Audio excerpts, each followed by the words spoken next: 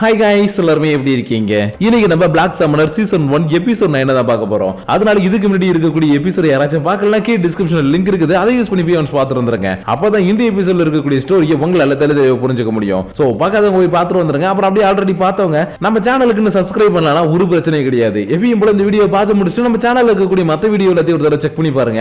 அப்போ உங்களுக்கு பிடிச்சிருந்தா மட்டும் சப்ஸ்கிரைப் பண்ணி பெல் ஐகானை ஆல்ல வச்சுக்கோங்க. ஏன்னா நீங்க இப்ப பாத்துக்கிட்டு இருக்குது இன்ஃபினிட்டி அனிமேஷன் சேனல். வாங்க டைம் வேஸ்ட் பண்ணாம இந்த எபிசோடுக்குள்ள போயிடலாம். சோ இந்த எபிசோட ஓபன் பண்ணதும் கெல்வின் வாங்கின அந்த புது வீடு இருக்கு இல்லையா, இதுல எல்லாருமே உட்கார்ந்து ஜாலியா சாப்பிட்டுக்கிட்டு இருக்காங்க. ஆனா மெல்வினா மட்டும் சாப்பிட்டு முடிச்சதுக்கு அப்புறம் கெல்வினை பார்த்து திட்டிக்கிட்டு இருக்கா. ஏன்னா இவன் புது வீடு வாங்க போறான்ற விஷயம் இவளுக்கு தெரியாது இல்லையா. அதனாலதான் அங்க இங்கன்னு தேடி தெரிஞ்சதுக்கு அப்புறமேட்டு தான் இந்த இடத்துக்கு வந்து இவனை கண்டுபிடிச்சிருக்கா. அதனாலதான் நீ என்கிட்ட ஏன் சொல்லலன்ற மாதிரி கேட்க, ஓ அப்படியா சொல்ற, நீ போறதுக்கு முன்னாடி என்கிட்ட இருக்கக்கூடிய சர்வன்ட் நெட்வொர்க் எடுத்துட்டு போயிட்ட, அது உனக்கு ஞாபகம் இருக்குதான்னு கேட்கவும், ஆமா இல்ல சர்வன்ட் நெட்வொர்க் எடுத்துட்டு போயிட்டேன், சரி சரி ஒன்னும் பிரச்சனை இல்லைன்ற மாதிரி சொல்லிட்டு இருக்கும் போதே கெரால்டுக்கு மத்தவங்களுக்கு எல்லாம் இவ யாருன்னு சுத்தமா தெரிய மாட்டேங்குது. அதனால கெரால்டோ அரசு இவங்க யாரு எதுக்காக இங்க வந்திருக்காங்க, அது மட்டும் இல்லாம உங்களுடைய பேரெல்லாம் சொல்லி நல்ல உரிமையா வேற பேசுறாங்க, அதனால இவங்க யாருன்றது எங்களுக்கு சொல்லுங்க அரசு என்ற மாதிரி கேட்க கேள்வினோ சரி ஓகே இவங்களுக்கு அடையாளம் தெரியல நம்ம சொல்லலாம்னு சொல்ல வரான். ஆனா அதுக்குள்ள இவளே எழுந்து நின்னுகிட்டு, ஹே யாரும் கவலைப்படாதீங்க, என்னுடைய பேரு தான் மெல்வினா, இத்தனால உங்ககிட்ட வாய்ஸ் மூலமா பேசிட்டு இருந்தா இல்லையா, அது வேற யாரும் கிடையாது நான் தான். ஏன்னா நேத்திக்கு தான் கெல்வின் தன்னுடைய எல்லா பவரையும் யூஸ் பண்ணி சமன் பண்ணான்.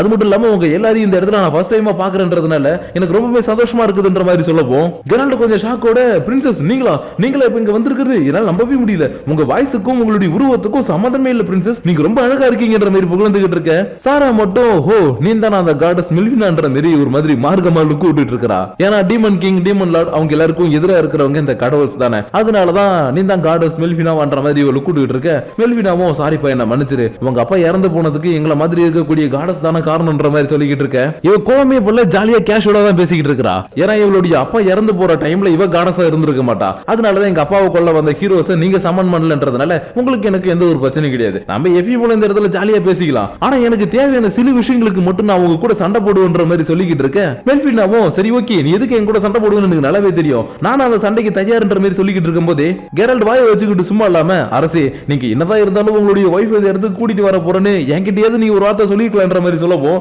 இது ஒய்ஃப் ஆன்ற மாதிரி இவ செமையா ஷாக் ஆக, இல்ல இல்ல நான் உண்மையாவே அவனுடைய ஒய்ஃப் தான்ற மாதிரி இவ கத்த ஆரம்பிச்சிட்டா. ஏன்னா கெல்வின் இந்த உலகத்துக்கு வரதுக்கு முன்னாடி இவ கிட்ட தானே ஃபர்ஸ்ட் ப்ரொபோஸ் பண்ணா, அதனாலதான் நான் தான் உனக்கு ஒய்ஃப்ன்ற மாதிரி இவ சொல்லிக்கிட்டு இருக்க. கொஞ்ச நேரம் கழிச்சு மெல்வினா ஜாலியா உட்கார்ந்து ஸ்வீட் பன்னு எல்லாத்தையுமே சாப்பிட்டுக்கிட்டு இருக்கா. ஏன்னா இவளுக்கு இந்த உலகத்துல இருக்கக்கூடிய சாப்பாடுலாம் சாப்பிடணும்னு இன்னொரு ஆசை இருந்துச்சு இல்லையா, அதனாலதான் ஏஃபல் செஞ்சு கொடுத்த சாப்பாடு எல்லாத்தையுமே சாப்பிட்டுக்கிட்டு இருக்க.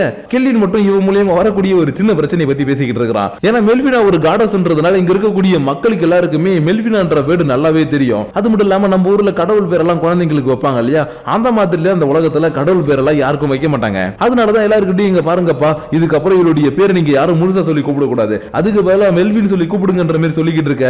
மெல்வினாவும் சரி ஓகேப்பா என்னுடைய பேர் மாத்தினதெல்லாம் இருக்கட்டும், ஏன்னா நீ சமன் பண்ணதுக்காக நான் உனக்கு ஒரு கிஃப்ட் தரணும்ன்ற மாதிரி சொல்லிக்கிட்டு இருக்கா. ஏன்னா காடஸே சமன் பண்ணிருக்கா இல்லையா, அதனாலதான் உனக்கு நான் 2 ரிவார்டு தர போறேன்னு இவனுக்கு ஒரு ஃப்ளவர் கேர்ஸ் கொடுக்க, ஏய் ஒரு நிமிஷம் இரு, இந்த கேர்ஸ் நீ எனக்கு கொடுத்துட்ட, ஆனா இது எப்படி எனக்கு ஒர்க் ஆகும்னு தெரியலன்ற மாதிரி கேட்க, ஒண்ணும் இல்லப்பா இந்த கேர்ஸ் உனக்கு நிறைய குட் லக் எல்லாத்தையும் கொடுக்கும், அது கூட சேர்த்து ஒரு மாசத்துக்குள்ள யார் கூட நீ சண்டை போட்டு இறந்துட்டீனா திரும்ப நீ உயிரோட வரதுக்கான ஒரு ஸ்பெல் இதுக்குள்ள இருக்குதுன்னு சொன்ன உடனே பக்கத்துல இருக்கக்கூடிய சாரா அப்பனா பரவாயில்ல நான் இதுக்கப்புறம் ஜாலியா கெல்வின் கூட சண்டை போடுவேன், ஏன்னா எத்தனை நாள என்னுடைய ஃபுல் பவர் காட்டி கெல்வின் கூட சண்டை போட முடியும்னு எனக்கு ரொம்பவே வருத்தமா இருந்தது, ஆனா இன்னைக்கு நீங்க கெல்வினுக்கு இப்படி ஒரு கேர்ஸ் கொடுத்ததுனால இதுக்கப்புறம் நான் கவலையே இல்லாம கெல்வின் கூட என்னுடைய முழு பவர் காட்டி சண்டை போடுவேன்ற மாதிரி சொல்லிக்கிட்டு இருக்கும் போதே மெல்வினாவும் உங்க பார்ப்பா அதெல்லாம் இருக்கட்டும், இன்னொரு முக்கியமான விஷயம் என்னன்னா நீ என்னையே சமன் பண்ணிட்ட இல்லையா, அதனால இப்போ உனக்கு இந்த உலகத்துக்கு ஒரு ஹீரோவை ரீஇன்கார்னேட் பண்றதுக்கான பவர் கிடைச்சிருக்குது, அதுவும் ஒரே ஒரு தடவைன்ற மாதிரி சொன்னதுக்கு அப்புறம் கொஞ்ச நேரம் கழிச்சு சாராவும் மெல்வினாவும் இந்த இடத்துல கொடூரமா சண்டை போட ஆரம்பிக்கிறாங்க. அதாவது இந்த ட்ரைனிங் ரூம் ஒன்னு கீழ இருக்கும் இல்லையா, அந்த ட்ரைனிங் ரூம்ல இவங்க 2 பேரும் தங்களுடைய முழு பவரை காட்டி இந்த இடத்துல சண்டை போட்டுக்கிட்டு இருக்க.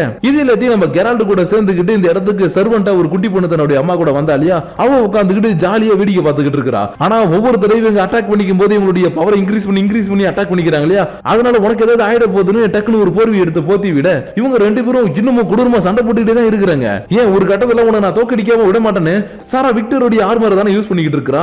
அதுல ஒரு மேஜிக்கை யூஸ் பண்ணி விக்டரோட அந்த டீமன் கையை வெளியில கொண்டு வந்து அட்டாக் பண்ண வர மெல்வினாவும் சரி ஓகே நான் என்னுடைய ஸ்பியரை கொண்டு வந்து அட்டாக் பண்றேன்னு இவளுடைய ஹெமல்டி ஸ்பியரை கொண்டு வந்து ஒரு அட்டாக் பண்றா. ஆனா அடுத்த செகண்ட் சில்லியா நொறுங்கி இவளுடைய கண்ணத்திலே ஒரு கோடை போட்டுடுது. ஏன்னா சாரா கிட்ட விக்டரோட ஆர்மர் இருக்கிறது மட்டும் இல்லாம இவ டீமன் லார்டோட பொண்ணுன்றதுனால அவருடைய மொத்த பவருமே இவளுக்குள்ள இருக்குது.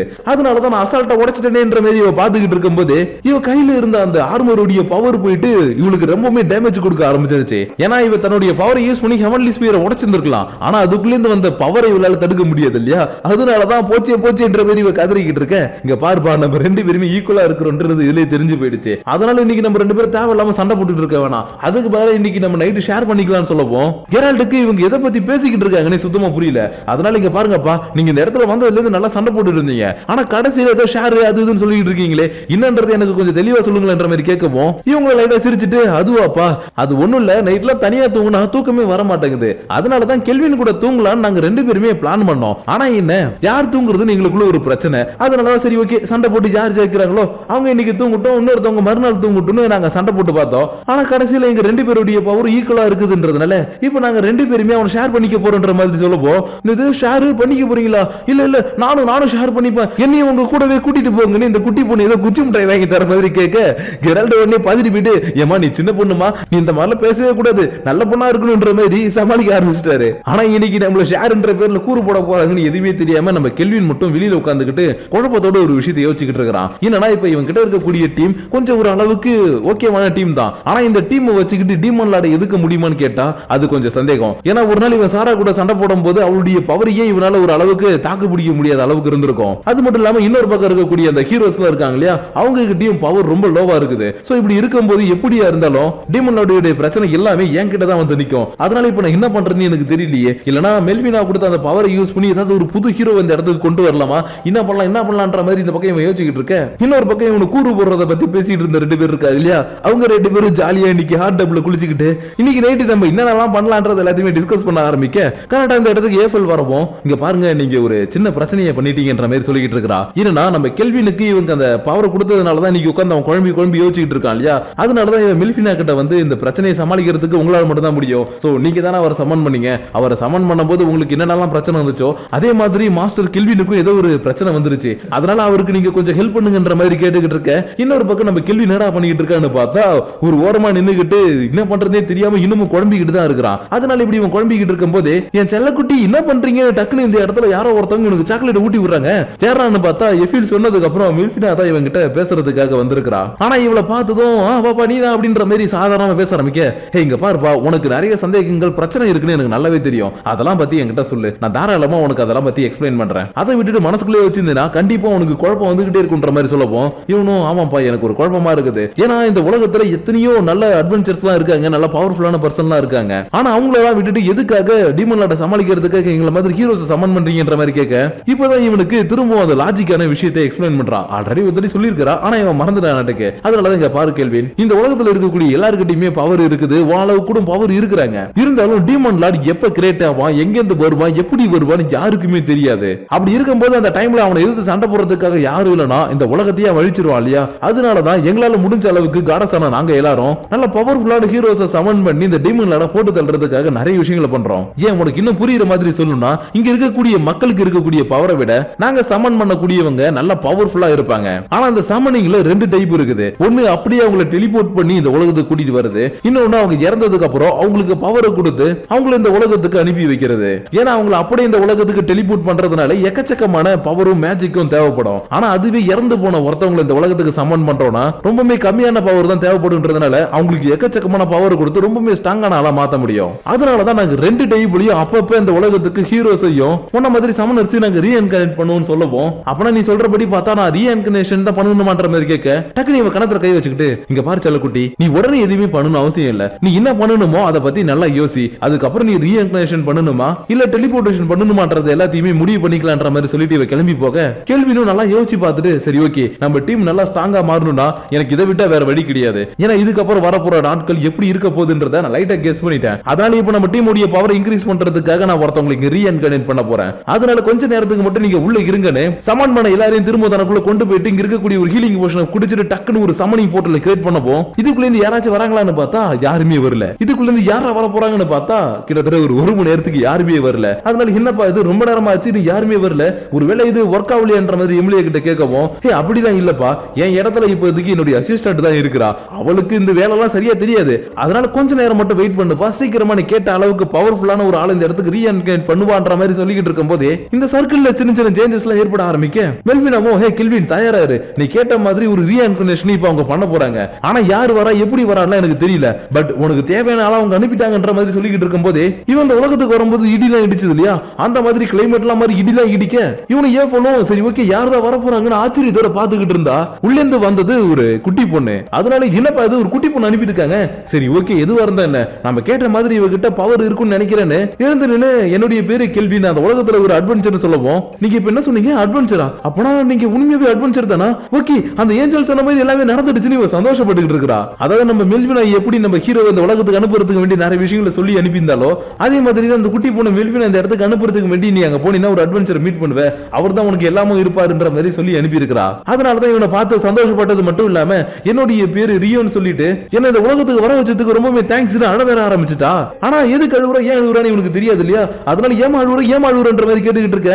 அடுத்த செகண்ட் இந்த இடத்துல மயக்கம் போட்டு வேற விழுந்துட்டா. அதனால என்னாச்சு ஏன் இந்த மாதிரி நடக்குதுன்ற மாதிரி பாத்துக்கிட்டு இருக்கும்போது இவனுக்கு மயக்கம் வந்து பொதுன்னு கீழே விழுந்துட்டான். பிகாஸ் இவன் நிறைய மேஜிக் யூஸ் பண்ணி இவளை வர வச்சிருக்கான் இல்லையா, அதனால இவனுக்கு கொஞ்சம் டயர்ட் ஆயிருக்கும். அது மட்டும் இல்லாம இந்த பொண்ணு இந்த உலகத்துக்கு இப்பதான் ஃபர்ஸ்ட் டைமா வரா இல்லையா, அதனாலதான் இவனுக்கு கொஞ்சம் டயர்ட் ஆகி கீழே விழுந்துட்டா. ஆனா இது எல்லாத்தையும் பாத்துக்கிட்டு இருக்கக்கூடிய ஏஃபல் தான் பாவம், ஐயோ யாராவது காப்பாத்துங்கன்ற மாதிரி கத்திட்டு இவங்க ரெண்டு பேரையும் கொண்டு போய் ரூம்ல படுக்க வச்சிட்டாட்டுக்கு. அதுக்கப்புறம் கொஞ்ச நேரம் கழிச்சு இந்த ரீஅன்கனேட்டான அந்த புது பொண்ணு இருக்கா இல்லையா, அவன் மட்டும் இப்ப தூக்கத்துல இருந்து எழுந்து பார்த்துட்டு இப்ப நான் எங்க இருக்கிறேன் இது என்ன இடம்ன்ற மாதிரி ஃபர்ஸ்ட் பாத்துக்கிட்டு இருக்கா. அதுக்கப்புறமேட்டு தான் இவளுக்கு ரீஅன்கனேட்டான அந்த விஷயம் எல்லாம் ஞாபகம் வரப்போ, ஆமால இப்ப நான் வேற ஒரு உலகத்துல இருக்கிறேன் ஜாலி, நான் இப்ப நான் சுத்தி பார்க்கலாம் நிறைய இடத்துக்கு போலான்னு கதவை திறந்துட்டு வெளியில இருக்கக்கூடிய கார்டன்ல வந்து ஜாலியா ஓடிக்கிட்டு இருக்கா. ஏன் ஒரு இடத்துல கால் தடுமாறி கீழே விழுந்ததுக்கு அப்புறம் கூட இவ அழுகாம இந்த புல்லுடைய வாசத்தை எல்லாத்தையும் மோந்து பார்த்துட்டு இந்த புல்லுடைய வாசத்தை மோந்து பார்த்து எவ்வளவு நாள் ஆச்சு, இதோட ஸ்மெல் எனக்கு ரொம்ப பிடிச்சிருக்குது. அது மட்டும் இல்லாம இந்த வானம் எவ்வளவு நட்சத்திரம் சூப்பரா இருக்குதுன்ற மாதிரி சொல்லிக்கிட்டு இருக்கும் போதே நம்ம கேள்வி தூக்கத்துல இருந்து எழுந்து வந்து என்னப்பா உனக்கு இந்த இடம் எல்லாம் பிடிச்சிருக்குதான்ற மாதிரி கேட்க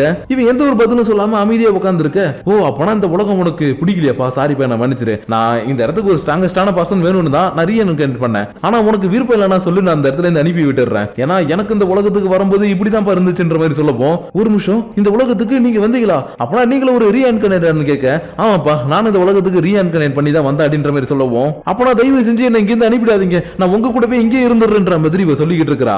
ஏன்னா இவ இதுக்கு முன்னாடி இருந்த உலகத்துல பிறந்ததுல இருந்து ஒரு நோயால பாதிக்கப்பட்டு ரூமை விட்டு கூட வெளியில போக முடியாத அளவுக்கு எப்பயுமே ட்ரிப்ஸ் ஏத்திக்கிட்டு தான் படுத்து கிடந்திருக்கா. ஆனா அந்த சமயத்துல இவளுக்கு ஆறுதலா இருந்தது எல்லாமே இவ படிச்சுக்கிட்டு இருந்த அட்வென்ச்சர் புக்கும் ஃபேண்டசி புக்கும் தான். ஏன் ஒரு கட்டத்துல நான் இறந்ததுக்கு அப்புறம் ஒரு ஃபேண்டசியான உலகத்துக்கு போகணும்னு வேற இவ ஆசைப்பட்டு இருந்திருக்கா. அதுக்கேற்ற மாதிரி தான் இப்ப ஒரு ஃபேண்டசியான வேர்ல்டுக்கு வந்திருக்கா இல்லையா, அதனால இங்க பாருங்க என்ன தயவு செஞ்சு திரும்ப அனுப்பாதீங்க, நான் உங்க கூடவே இங்கே இருக்கிறேன், நீங்க நான் ஒரு சின்ன பொண்ணா இருக்கிறேன்னு இங்க என்ன துரத்தி விட்டுறாதீங்கன்ற மாதிரி கேட்க எப்பா இங்க பாரு நான் உன்னை அதெல்லாம் செய்ய மாட்டேன், நீ என் கூட தாராளமா இருக்கலாம், அது மட்டும் இல்லாம இங்க இருக்கும்போது யாராச்சும் உன்னை பார்த்துட்டு நீ யாருப்பான்னு கேட்டா என்னுடைய தங்கச்சின்னு சொல்லு, ஏன்னா இது வரைக்கும் நான் இருக்கக்கூடிய இந்த கிங்டம்ல இருக்கிறவங்க யாருமே உன்னை பார்த்தது இல்லை இல்லையா, அதனால யாராச்சும் உன்னை பார்த்து யாருன்னு கேட்டாங்கன்னா நீ என்னுடைய தங்கச்சின்னு சொல்லிக்கோன்ற மாதிரி சொல்லவும், அப்பனா நான் உங்களை இதுக்கப்புறம் பிரதர்னு சொல்லி கூப்பிடுறேன், இல்ல நம்ம ஜாப்பனீஸ் லாங்குவேஜ்ல உங்களை இதுக்கப்புறம் நான் ஒனிச்சா இப்படி சொல்றது, பிக் ஒனிச்சா இல்ல சின்ன ஒனிச்சா ஒனிச்சானே நான் கூப்பிடுறேன் அப்படின்னு கியூட்டா சொல்லவும் கேள்வினும் சரி ஓகேப்பா நீ இப்படியே கூப்பிட்டுக்க எனக்கு ஒரு பிரச்சனை கிடையாது, ஆனா உன்னுடைய பேரை மட்டும் நம்ம மாத்தி ஆகணும், ஏன்னா உன்னுடைய ரியோன்ற பேரை யாராச்சும் கேட்டாங்கன்னா என்ன இது வித்தியாசமா இருக்குது அப்படின்ற மாதிரி யோசிப்பாங்க, அதனால உன்னுடைய பேரை நான் மாத்தி ஆகணும்ன்ற மாதிரி சொல்லவும், ஓ அப்படியா ஒனிச்சா அப்பனா என்னுடைய பேரை நீங்க ரியான்னு மாத்திருங்க, அதுதான் எனக்கு பிடிக்கும், ஏன்னா நான் கேம் விளையாடும் போதா இருந்தாலும் சரி இல்ல கற்பனை கதை கண்டாலும் சரி அதுல என்னுடைய பேரை நான் ரியான் தான் யோசிப்பேன்ற மாதிரி சொல்லவும், ஓ அப்படியா சரி ஓகே இதுக்கப்புறம் நான் உன்னை ரியான்னு கூப்பிடுறேன்னு சொல்லிக்கிட்டு இருக்கேன். ஐயா ஜாலி எனக்கு புது பேர் வச்சுட்டாங்க, அது மட்டும் இல்லாம எனக்கு ஒரு ஒனிச்சா கிடைச்சிருக்கிறாரு கத்திக்கிட்டு இருக்க. அப்படியே இந்த இடத்துல இந்த எபிசோட முடிச்சிட்டாங்க. சோ கைஸ் இன்னைக்கு நம்ம பார்த்த இந்த எபிசோடு உங்களுக்கு பிடிச்சிருக்கும் நினைக்கிறேன். சப்போஸ் பிடிக்காம போறதுக்கு வாய்ப்பு இருக்குது, ஏன்னா ஸ்டோரி வந்து கொஞ்சம் அப்படியே சட்டில்டா வந்து இதுக்கப்புறம் என்ன நடக்க போகுது எப்படி போகுதுன்றதுக்கான ஒரு லீட் அப் மாதிரி இதை அப்படியே கொடுத்துருந்தாங்க. ஏன்னா இதுக்கப்புறம் இன்னும் ஒரு 3 எபிசோடு தான் இருக்கு. அந்த 3 எபிசோடுக்குள்ளேயே இவங்க வில்லனை கொண்டு வரணும், அப்புறம் டீமன் லார்ட கொண்டு வரணும், இதெல்லாம் நிறைய ப்ராசஸ் இருக்கு இல்லையா, அதனாலதான் இதுக்கப்புறம் வரப்போற எபிசோட்ஸ்க்கான லீடப்பா இருக்கக்கூடிய எபிசோட் உங்களுக்கு பிடிக்கலனாலும் புரிஞ்சிருக்கும்னு ஒரு நம்பிக்கை இருக்குது. சோ அந்த நம்பிக்கையோட உங்களை நான் நெக்ஸ்ட் எபிசோடுக்கு கூட்டிட்டு போறேன். ஆனா அதுக்கு முன்னாடி எப்பயும் போல இந்த வீடியோ பத்தின உங்களுடைய பர்சனல் தாட்ஸ் அண்ட் வியூஸ் கீழ இருக்கக்கூடிய லைக் ஷேர் பட்டனை தட்டி விட்டுட்டு அதுக்கு கீழ இருக்கக்கூடிய கமெண்ட் செக்ஷன்ல கமெண்ட் பண்ணுங்க. அப்படி நீங்க பண்ணக்கூடிய அந்த கமெண்ட்ஸோட சேர்த்து உங்களை நெக்ஸ்ட் எபிசோட மீட் பண்ற வரைக்கும் உங்களிடமிருந்து விடைபெறுவது உங்கள் நான்.